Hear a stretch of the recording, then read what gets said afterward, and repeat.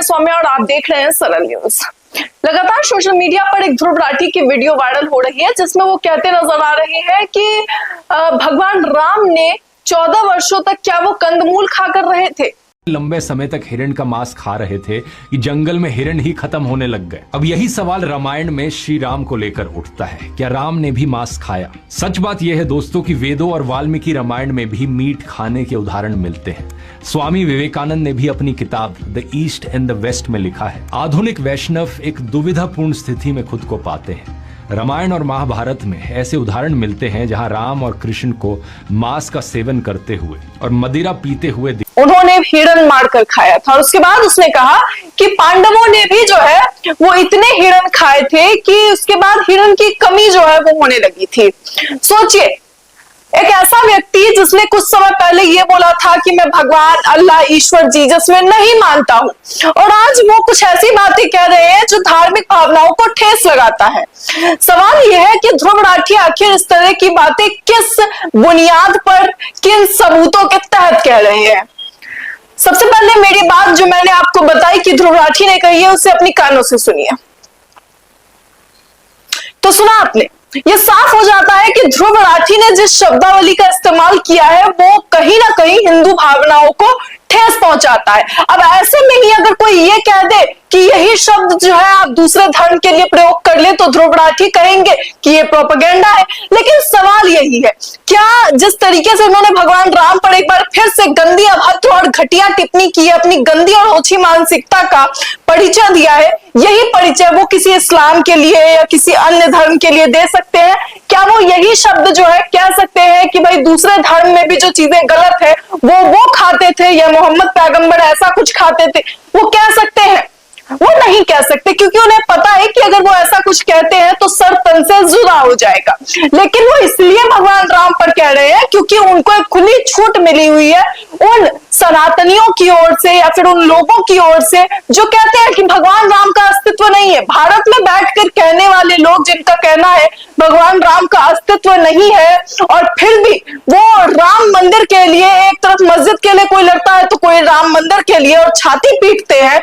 इस सब भावनाओं का किस तरीके से मजाक ध्रुव राठी ने उतारा है वो आप सोचिए। मतलब सोचिए, एक व्यक्ति जो जर्मनी में बैठा हुआ है, उसने रामायण पढ़ी हो ना पढ़ी हो, उसने श्रीमद् भगवत गीता पढ़ी हो ना पढ़ी हो, उसने वेद पढ़े हैं नहीं पढ़े हैं, 4 वेदों के ज्ञान में से क्या उनके पास उसका 0.1% भी ज्ञान है? नहीं है।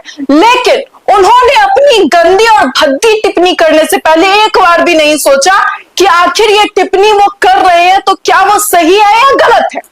जो व्यक्ति भगवान में मानता ही नहीं है वो व्यक्ति यहाँ पर आकर ज्ञान क्यों देना शुरू करता है? और आखिर कौन से वाल्मीकि रामायण में ये लिखा है कि भगवान राम ने हिरण मारकर खाया था और मांस मछली खाई थी, मदिरा पी थी? जरा ध्रुव राठी खोल कर लाए। मतलब शो कॉल्ड सोशल मीडिया के ज्ञान को उठाकर यहां वहां से किसी की चीजें, क्लिप्स जो खुद ही ईश्वर के अगेंस्ट में लिखते हैं उनको उठाकर आप ला रहे हैं और कह रहे हैं कि विवेकानंद जी ने लिखा था कि मांस मछली खाया। उसके बाद वाल्मीकि रामायण में भी ये ट्रेसेस है। अरे ट्रेसेस कहां है? वो ट्रेसेस आप क्यों नहीं दिखाते? रामायण क्यों नहीं खोलकर दिखाते आप? वो रामायण जो वाल्मीकि जी ने लिखी है क्यों नहीं आप दिखाते कि भाई यहां लिखा है? 1-2 श्लोक पढ़कर दिखा दीजिए।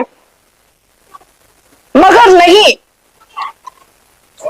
प्रोपेगेंडा प्रोपेगेंडा प्रोपेगेंडा, ये शब्द उनके दिमाग में चारों ओर से इस तरीके से घुस चुका है कि धुरंधर को प्रोपेगेंडा बताते बताते में, प्रधानमंत्री मोदी को प्रोपेगेंडा बताते, बीजेपी को प्रोपेगेंडा बताते, सरकार सब कुछ प्रोपेगेंडा कर रही है बताते, उन्होंने रामायण और राम को ही प्रोपेगेंडा बता दिया।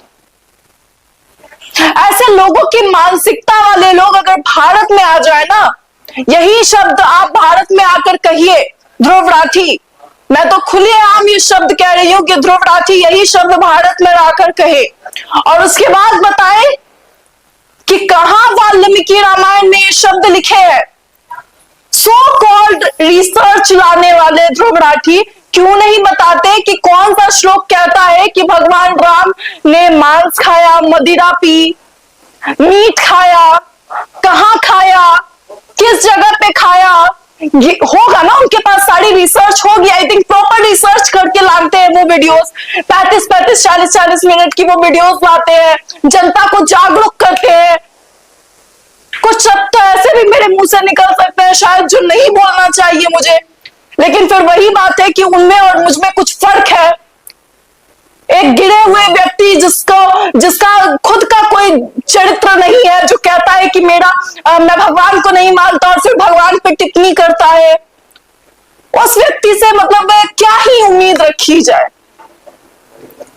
जितने लोग ध्रुव राठी की इस बातों को सही समझ रहे हैं, मैं कहूंगी कि हर एक वो व्यक्ति जाकर के वाल्मीकि रचित रामायण पढ़े, समझे और पता करे कि रामायण क्या मैसेज देता है। पता करें कि आखिर श्रीमद् भगवत गीता में क्या पांडवों के वो मीट खाने के कोई श्लोक है या कोई ऐसा ट्रेस मिल रहा है या नहीं मिल रहा है। जाकर एक बार स्वयं पढ़े और उसके बाद ही इस व्यक्ति की किसी भी बात पर विश्वास करे। और यदि इस तरह की बातें कोई व्यक्ति कहता है खुलकर, तो उसे भी पहले रिसर्च करनी चाहिए।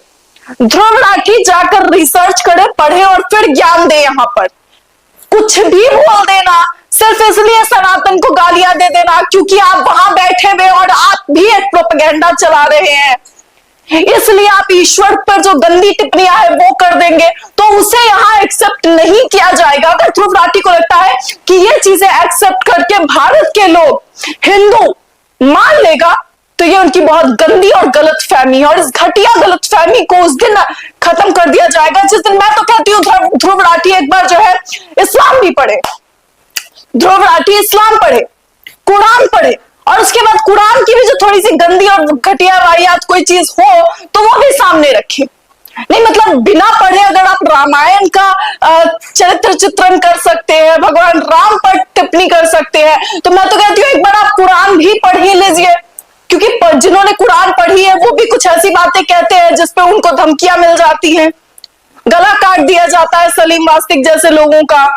तो एक बार फिर से जो है ध्रुव राठी आप भी पढ़े और उसके बाद जो आपकी रिसर्च करेगी उससे आपका जो दोगलापन है वो नजर आएगा, जो आपका दोहरा चरित्र है वो देखने को मिल जाएगा जनता को। लेकिन आप में इतनी हिम्मत नहीं है, इनमें इतनी हिम्मत नहीं है, यह सच्चाई है।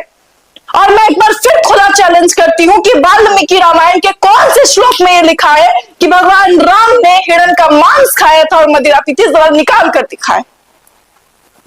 अगर ध्रुव राठी के अंदर 2 पैसे की भी शर्म हो और उन्हें लगता है कि वो मतलब ईश्वर को माने ना माने, लेकिन रामचरितमानस पे जो उन्होंने टिप्पणी की है अगर उन्हें लगता है वो सही है, तो एक बार मैं भी चाहूंगी कि वो श्लोक बताए कि किस जगह पे ये शब्द लिखे हैं और इन शब्दावलियों का इस्तेमाल हुआ है। खुला चैलेंज है। और अगर इस वीडियो पे किसी को कुछ हेट लिखना हो तो वो भी एक बार रामायण पढ़कर आए और उसके बाद हेट्स लिखे। फिलहाल इस वीडियो में मैं इतना ही कह सकती हूं। इसके बाद आपको क्या लगता है ये सब कुछ आप रामायण पढ़ने के बाद डिसाइड करिएगा।